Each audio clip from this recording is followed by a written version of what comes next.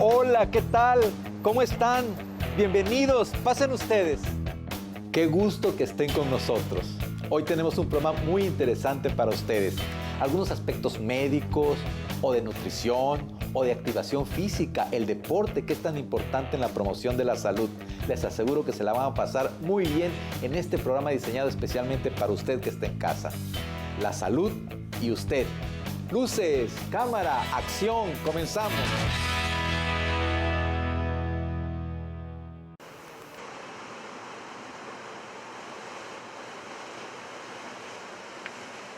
Hola, ¿qué tal amigos? Muy buenas tardes. Ya estamos como todos los sábados en punto de las 6:30 de la tarde en su programa La Salud y Usted.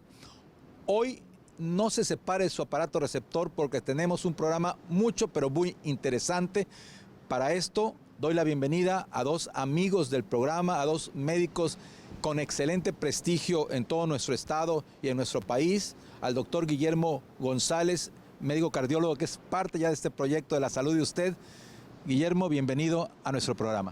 Hoy estamos de plácemes, tenemos un invitado, una persona muy brillante, que es el doctor José Luis Leiva Pons, de la ciudad de San Luis Potosí, y seguramente será una charla muy interesante. Nos hablará de la fibrilación auricular y el manejo con anticoagulantes. No, un tema interesantísimo y además muy útil para todo internista, cardiólogo, para todo médico familiar, saberlo reconocer y saber qué hacer. Estamos también con el doctor Víctor Trejo Rolón, quien es cardiólogo intervencionista. Víctor, bienvenido a La Salud de Usted. Muchas gracias, Severino, y muchas gracias y pues saludos a todo el auditorio que nos visualiza. ¿Qué significa este tema para ti y que venga un médico de San Luis Potosí siendo intervencionista igual que tú a dar un tema que es, creo yo, tan importante y que a veces a lo mejor puede pasar para el paciente o para el mismo médico que no va a traer consecuencias y las trae? No, sí, fíjate, bueno, este doctor es muy famoso, Este doctor, el doctor Leiva Pons, él es el presidente de una organización muy grande de Latinoamérica de la cardiología intervencionista. Entonces es una persona muy brillante, con vasta experiencia en este tipo de temas. Y sí, como lo mencionan, ese tema que se va a abordar de una arritmia, la arritmia más común que existe, la arritmia taquiarritmia, que es cuando se acelera más el corazón, es la más común. Y el problema de esas arritmias son los coágulos, precisamente. ¿Cuáles coágulos? Los que se van al cerebro. Es lo que la gente le llama la embolia, ¿no? O derrames. Entonces, muchos de esos se pueden prevenir y es de lo que hoy se va a hablar. Para que ustedes entiendan un poquito mejor lo que el doctor nos ha explicado tan puntualmente, es que, bueno, hagan de cuenta, el corazón funciona, es una bomba, son dos bombas, la izquierda y la derecha, pero bueno, funciona a través de una transmisión eléctrica, de electricidad. Entonces haga de cuenta que es como si hubiera un cortocircuito en una parte de la bomba que hiciera que en lugar de contraerse la aurícula, hiciera esto nada más de temblar. Entonces la sangre se estanca, por decirlo de alguna manera, en esa bomba y se forman coágulos y es una emergencia realmente cuando esto ocurre. Me imagino que siendo un gran amigo tuyo y una gente con la que tú has tratado mucho, tendrás muchas anécdotas con este brillante médico que hoy nos visita. Sí, realmente somos amigos de familia. Yo soy de San Luis Potosí. Su padre es un contemporáneo mío. He convivido con él en muchos eventos cardiológicos dentro y fuera del país. Y me da mucho gusto que venga su hijo a participar con nosotros en este programa académico de la Sociedad de Cardiología de Baja California, capítulo Ensenada. Hemos tenido una gran difusión para prevenir, más que otra cosa, prevenir los problemas y las complicaciones de las enfermedades cardíacas. Y esta es una gran complicación porque la gente de un momento a otro queda hemipléjica, queda afásica sin poder expresarse por medio de la palabra. Y lo podemos prevenir, lo podemos detectar oportunamente y evitar que esto suceda. Pues un gran privilegio para la salud de usted y para ustedes, no lo creen, amigo, tener la presencia del doctor José Luis Leiva Pons, que es un cardiólogo intervencionista, como dijimos al principio. ¿Qué te parece si lo conocemos, Víctor? ¿Te parece bien? No, perfecto, vamos a conocerlo. Pues adelante, en cámaras Jerry González, el mejor camarógrafo de Ensenada. Claro que sí, continuamos en La Salud de Usted. Estamos con el doctor José Luis Leiva Pons, cardiólogo intervencionista. Doctor, bienvenido a Ensenada y a nuestro programa La Salud de Usted. Doctor, muchas gracias por la invitación. Estoy muy contento de estar en Ensenada y compartir con ustedes esta noche. Una ponencia muy interesante que, bueno, ya ha despertado el interés en nuestros compañeros médicos, cardiólogos, internistas, médicos familiares. ¿Nos podría ampliar un poquito sobre el tema que va a dar usted esta noche con nosotros? Sí, el tema está principalmente enfocado a algunas cosas relacionadas con una arritmia que se llama la fibrilación auricular. La gente tiene que saber que la fibrilación auricular es probablemente la arritmia más frecuente en el adulto mayor, que no es raro que algún familiar nuestro tenga fibrilación auricular y llegue a requerir algún tipo de tratamiento. Y vamos a decir cuáles son las indicaciones de dar ese tratamiento específico y qué cuidados hay que tener para darle seguimiento a los pacientes. ¿Cuál es la importancia de que el paciente vaya con oportunidad y con regularidad a su médico? Sobre todo hablando de pacientes diabéticos, pacientes hipertensos, pacientes con insuficiencia cardíaca, pacientes con factores de riesgo. Sí, nuevamente todos esos factores de riesgo son también factores de riesgo para tener la fibrilación auricular. Y la persona debe de acudir al médico ante la percepción de algún síntoma muy característico que serían palpitaciones. Pero a veces la aparición de la arritmia es tan dramática que la gente puede tener falta de aire súbita, mucha dificultad para respirar y tiene que acudir de manera urgente a un servicio de urgencias. La consecuencia, por supuesto, problemas cerebrales, accidentes de todo tipo, ¿no? Sí, la principal consecuencia, como dice usted, de la fibrilación auricular es la posibilidad de tener embolias principalmente al sistema nervioso central, que pueden irse a cualquier parte de la circulación, pero probablemente las más dramáticas y que causan no solamente incapacidad, pero sí también pueden costar la vida de la persona, son las embolias al territorio de la circulación cerebral.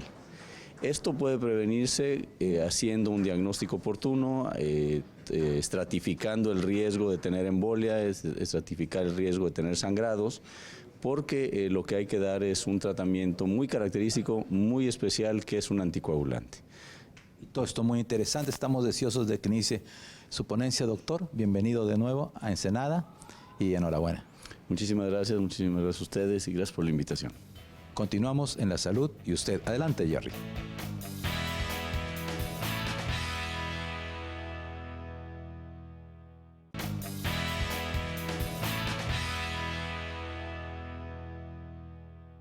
He tenido la oportunidad de hacer investigación con diferentes fármacos relacionados con la anticoagulación, diferentes fármacos relacionados con la prevención de eventos embólicos asociados a fibrilación auricular, entre ellos el Rivaroxaban, que desde luego es el que nos ha invitado aquí el día de hoy, pero sobre todo también he participado con algunas otras moléculas. Y lo que vamos a hablar es sobre la importancia de anticoagular en la fibrilación auricular no valvular, con un foco particular hacia la fibrilación auricular en el paciente con múltiples morbilidades. Esto es importante saberlo porque la fibrilación auricular puede ser que no venga con problema cardíaco valvular, pero sí viene habitualmente acompañando a muchas enfermedades, a muchos otros factores de riesgo cardiovascular que todos conocemos. Esta diapositiva me gusta porque es el libro en el cual yo empecé a estudiar la fibrilación auricular cuando fui residente en el Instituto Nacional de Cardiología por ahí del 92, ya han pasado algunos años.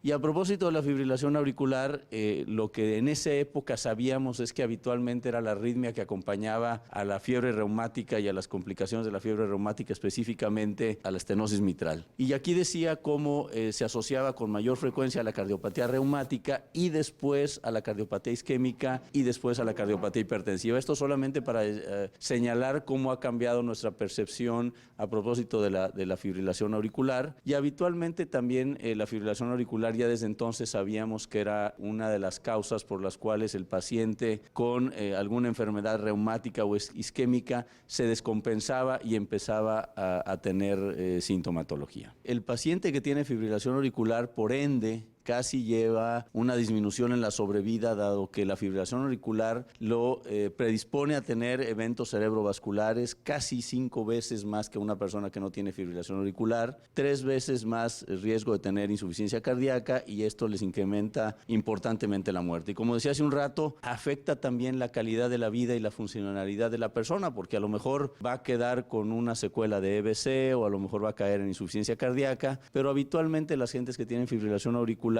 van a tener una limitación en sus actividades de todos los días. Decía yo también que es la arritmia más frecuente en el adulto mayor. Ahora sabemos que no necesariamente se asocia a alguna enfermedad cardíaca estructural, por eso lo llamamos fibrilación auricular no valvular, porque antes la asociábamos principalmente con el problema valvular, ahora no, ahora sabemos que puede ocurrir en un corazón, entre comillas, con cambios propios de la edad, pero que sería quizás un corazón sano.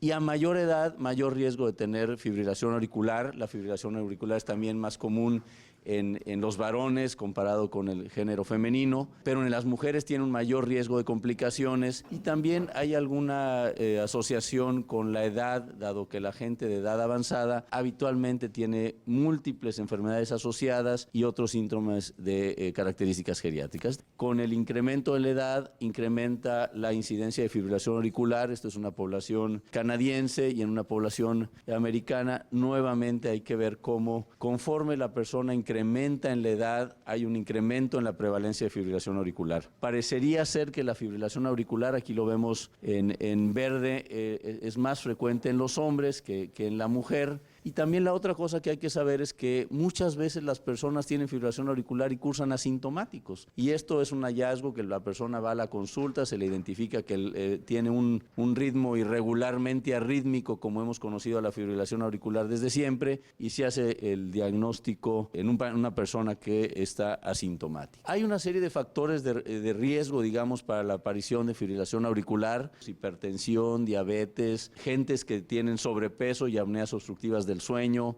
personas desde luego que son fumadores o que usan alcohol, e inclusive se ha visto que las gentes que realizan ejercicio intenso, los deportistas que hacen ejercicio intenso, pueden tener episodios de fibrilación auricular. En el joven, probablemente la fibrilación auricular la encontramos en lo que llamamos el corazón de día de fiesta, en el cual después de una opípera cena o después de ir en Ensenada y tomar unos vinos que caracterizan a la región, bueno, después de esto van a tener una crisis de fibrilación auricular. Y hay factores de riesgo que ustedes podrán ver que son comunes para la propia fibrilación auricular, como para el EBC, nuevamente hipertensión, diabetes, dislipidemia, tabaquismo, historia familiar, y al final una serie de factores que les decía son los que se asocian en ambos casos. Como habitualmente las personas que tienen fibrilación auricular tienen una asociación de factores de riesgo cardiovascular en general, y aquí con morado lo que estamos viendo en el lado derecho de la gráfica, como habitualmente los pacientes con fibrilación auricular tienen 5 o más condiciones asociadas a la fibrilación auricular. Esto quiere decir que habitualmente son gente que tiene muchas morbilidades, que tiene muchas otras enfermedades, que no solamente es la pura arritmia per se, sino la asociación con los otros factores de riesgo cardiovascular. En el caso del Relay, hecho para dabigatran, había una alta incidencia de personas que ya habían tenido un EBC previo o que habían tenido un infarto previo o tenían insuficiencia cardíaca previa. Lo mismo en el caso del estudio hecho con rivaroxaban, que es el Rocket. Había una asociación importante con historia ya de gente que estaba enferma de por sí, que tenía fibrilación auricular, y lo mismo en apixaban, asociación con diabetes, hipertensión, infarto previo, insuficiencia cardíaca y edad avanzada. Entonces, habitualmente los estudios nos reportan que los pacientes tienen ya enfermedades previas y que, por ejemplo, si en México decimos que estos son los factores de riesgo más comunes, en el que destaca desde luego hipertensión, tabaquismo, los habituales, bueno, en estas personas sabemos que en nuestro país también hay una alta incidencia de otras morbilidades asociadas a fibrilación auricular, y esto se demostró en el Registro Mexicano de Fibrilación Auricular, en el cual participamos hace como 15 años, en los cuales se veía que, por ejemplo, habitualmente los pacientes eran hipertensos y tenían fibrilación auricular, podían tener o no enfermedad valvular, estaban en una clase funcional habitualmente buena. Entonces esto es un poquito para que vean el panorama que está atrás del paciente con fibrilación auricular y que nosotros vemos en nuestros consultorios para fines prácticos casi todos los días. La enfermedad arterial coronaria está en 20 a 40% de los pacientes con fibrilación auricular, 20 a 30% de los pacientes con insuficiencia cardíaca tienen fibrilación auricular. Muchas veces la fibrilación auricular, y esto lo sabemos también, se ha relacionado con deterioro cognitivo de las personas, y esto porque la fibrilación auricular, que no voy a hablar mucho de eso, pero lo digo rápidamente, todos sabemos que es un factor de riesgo muy importante para embolias cerebrales, que pueden ser de pequeño tamaño y a lo mejor lo único que dan es una demencia multiinfarto, hasta hacer embolias de gran tamaño que dan lugar a un déficit neurológico muy importante. Y entonces en la gente mayor esto le da lugar a incremento en el riesgo de caídas, a la utilización de polifarmacia, incremento en frecuencia de hospitalizaciones relacionadas con la edad y desde luego que nuevamente, bueno, pues incremento en la mortalidad de la gente de edad avanzada. A mayor edad, mayor riesgo de tener fibrilación auricular, pero el ser hipertenso incrementa en 32% el riesgo de tener fibrilación auricular, el tener enfermedad valvular, esto casi lo duplica el riesgo de tener fibrilación auricular. Y nada más destacar lo que les dije anteriormente, que viene abajo en esta diapositiva: tabaquismo, consumo de alcohol y el ejercicio vigoroso en gente que habitualmente no hace ejercicio, o sí lo hace, pero gente que hace ejercicio puede tener también un mayor riesgo de presentar fibrilación auricular. Cuando nosotros detectamos un paciente con fibrilación auricular, lo primero que nos debe interesar es saber cuál es el riesgo de que ese paciente presente un evento embólico. Y entonces hemos utilizado esta score, que digamos que es el más conocido, que es el score de CHADS-2, que después se ha modificado a ser el score de CHADS-VASC, y en el cual se da una puntuación a cada uno de los factores que estamos viendo en la diapositiva. Hablando específicamente del CHADS, hablamos si el paciente tiene o no, de aquí viene la C, insuficiencia cardíaca congestiva, H de hipertensión, diabetes, no hay, edad arriba de 75 años de edad, y el S, que quiere decir stroke, el número 2 quiere decir que le significa 2 puntos a la persona. Entonces se hace una suma de los puntos. Cuando hablamos del CHADS-VASC agregamos la enfermedad vascular conocida, edad entre 65 y 75, y agregamos el ser de género femenino, lo cual el solo ser de género femenino en una persona con fibrilación auricular le confiere un punto.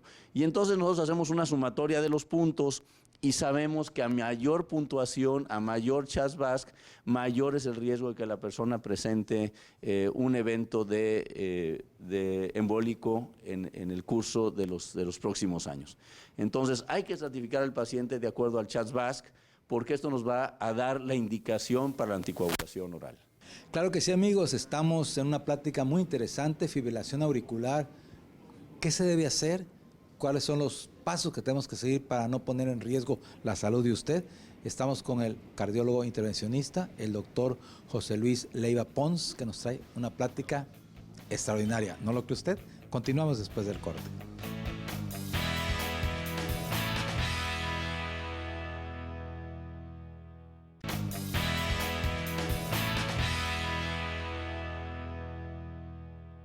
Paciente con fibrilación auricular, nuestra primera idea que tenemos que tener al abordarlo es: ¿requiere o no ser anticoagulado? Y entonces podemos utilizar, por ejemplo, algún algoritmo como este, en el cual si el paciente tiene una prótesis valvular mecánica o estenosis mitral moderada severa, automáticamente va a recibir un antagonista de vitamina K.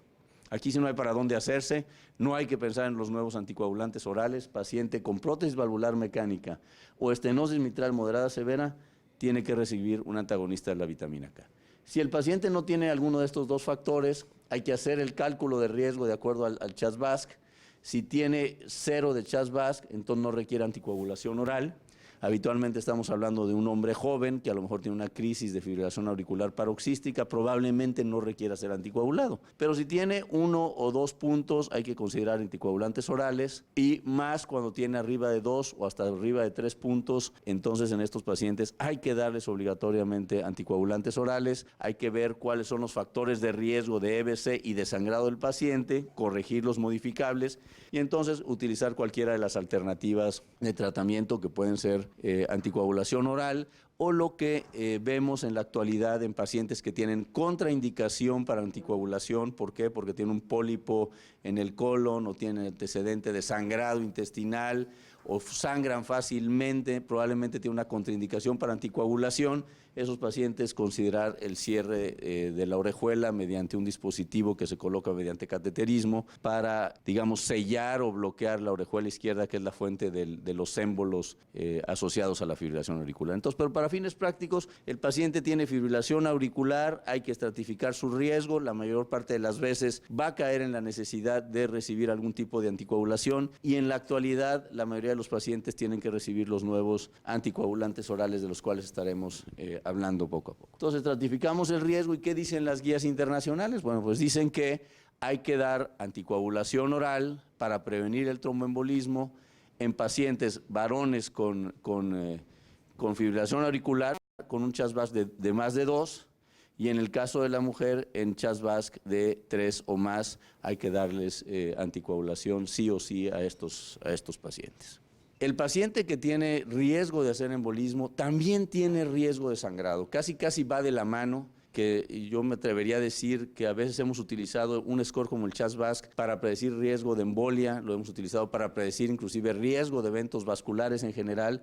Pues también en general estos pacientes tienen una mayor posibilidad de sangrar. Y aquí vemos, por ejemplo, cómo nuevamente los hipertensos, los que tienen historia de EBC, los que tienen edad avanzada, y una serie de características. Entonces, estos pacientes tenemos también que calcularles su riesgo de sangrado. Y aunque tengan riesgo elevado de sangrado, tenemos que buscarles una alternativa de tratamiento anticoagulante que casi se vuelve mandatoria, ¿verdad? Poner en la balanza la necesidad de anticoagulación oral versus el riesgo de sangrado. ¿Y qué nos han mostrado los anticoagulantes orales? En general, la mayoría de ellos ha sido una historia de éxito al ser la mayoría de los estudios favorables. Es la eficacia de los estudios realizados con dabigatran, rivaroxaban, apixaban, edoxaban, y en términos generales la mayoría de los estudios han demostrado que los nuevos anticoagulantes orales, por seguirlos mencionando de esa manera, son superiores a los antagonistas de la vitamina K.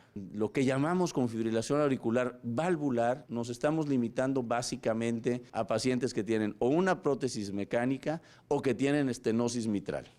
Y entonces, por ejemplo, Shantus, que les repito, es un registro de la vida real, comparado con Rocket, que fue el estudio hecho con rivaroxaban, pues se trataba de una población de menos riesgo de evento embólico, con un antecedente menos frecuente de EBC, y estos son un poquito más parecidos a los pacientes que vemos en nuestra práctica de consultorio, que no son los pacientes ultra seleccionados para incluirse en un estudio de investigación.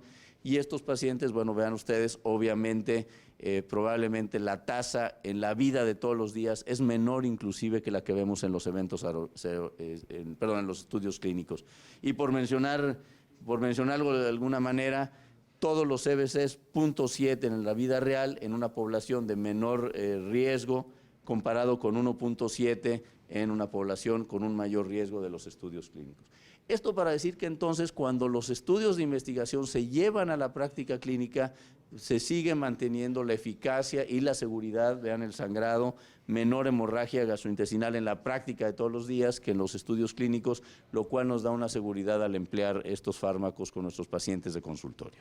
Ejemplos clínicos de fibrilación auricular y comorbilidades, ya los hemos estado diciendo: edad avanzada, peso bajo, insuficiencia renal, diabetes, fibrilación auricular y síndromes coronarios agudos, insuficiencia cardíaca y fibrilación auricular con indicación para anticoagulación y el riesgo de hemorragias. Estos son los pacientes que vemos todos los días, no son los pacientes sanos por lo demás, sino que tienen una seria asociación de comorbilidades. Y vean qué es lo que pasa. Por ejemplo, el paciente con insuficiencia renal es el paciente en el cual más necesitamos nosotros hacerle ajuste de la dosis, y cómo en este caso, por ejemplo, el empleo de rivaroxaban nuevamente mantiene un perfil de seguridad superior que el resto de los fármacos que utilizamos nosotros en la práctica de todos los días. Hay que saber entonces que en pacientes con deterioro de la función renal, rivaroxaban, mantenemos la dosis habitual de 20 miligramos cuando la depuración de creatinina está en un rango normal. Cuando esta se deteriora, bajamos la dosis a 15 miligramos y podemos todavía mantener el uso del fármaco en rangos entre 15 mililitros por minuto y 30 mililitros por minuto. Hacemos lo mismo para edoxaban y apixaban, pero por ejemplo en el caso de dabigatran, cuando el paciente tiene por abajo de 30 mililitros por minuto, se debe de suspender el fármaco y cambiarlo por alguna otra de las alternativas. ¿Qué pasa, por ejemplo, también con las personas de edad avanzada? Los estudios, todos ellos, los más importantes para el empleo de esto, mostraron que se incluyó un cierto número de pacientes con edades avanzadas, arriba de 75 años, y pacientes con insuficiencia renal. Vean ustedes cómo probablemente la población que se estudió en el caso de Rocket estuvo más rica en pacientes de edad avanzada con alto CHADS o con pacientes con insuficiencia renal con CHADS avanzado. De aquí que de repente uno pensaría que es un fármaco que ha sido más deleterio a producir eventos secundarios, sin embargo hay que reconocer que es la población de mayor riesgo de todas las estudiadas con los fármacos anticoagulantes orales más conocidos. Yo creo que en el ánimo de la plática también debe de quedar que es importante apoyar lo que ustedes hacen o lo que ustedes tienen que tratar, estudiando perfectamente a nuestros pacientes antes de que ocurra la fibrilación, antes de que ocurra el accidente cerebrovascular, cuando tienen un factor de riesgo como diabetes, obesidad, hiperlipidemia, hipertensión, tabaquismo, todos los factores de riesgo que conocemos, y estudiarlos en forma integral, en función hepática, en función renal, y estarlos monitoreando, y que el paciente entienda que esos monitoreos son para, si llega a ocurrir algo que tratamos de evitar, tengamos un mejor panorama de qué vamos a hacer. Y no tengamos a veces esa cuestión de hacia dónde me voy, ¿no? Le agradecemos mucho esta noche su ponencia, que ha sido muy clara, muy concreta y muy enriquecedora, sobre todo para nosotros, profesionalmente hablando. Doctor José Luis Leiva Pons. No, muchas gracias a ustedes, gracias a todos por haberse tomado este tiempo de estar aquí. Y sí, cuando uno viene de San Luis Potosí, dice, son tantas horas, es tanta distancia, espero que al final haya muchas preguntas y al final haya, que todos se vayan contentos de al menos pensar que valió la pena estar aquí. De todos. Gracias a todos. Estamos con un buen amigo, el doctor Raimundo Muñoz Díaz, un médico que es emblemático en la ciudad de Ensenada. Raimundo, ¿qué te pareció la plática del doctor Leiva Pons? Excelente, fíjate que realmente los conceptos dentro de la cardiología, hablando en este caso sobre la fibrilación auricular, pues es algo novedoso para nosotros que estamos en la cuestión de la enseñanza médica continua. El doctor, un excelente ponente, un excelente cardiólogo, y creo que nos transmitió una gran enseñanza para la práctica médica diaria de todos nosotros. Así que estamos preparándonos para sacar adelante a nuestros pacientes. Por supuesto que sí, hay que estar actualizado al día de hoy. Bueno, con estas reflexiones, doctor Muñoz Díaz, nos despedimos de la salud y de ustedes que están en casa, ya casi 20 años de transmisión interrumpida semana a semana. En cámaras, Jerry González, el mejor camarógrafo de Ensenada. Su amigo y seguro servidor, doctor Sefirino Zamudio, les dice, el próximo sábado, en punto de las 6:30 de la tarde, usted tiene una cita con nosotros. No falte.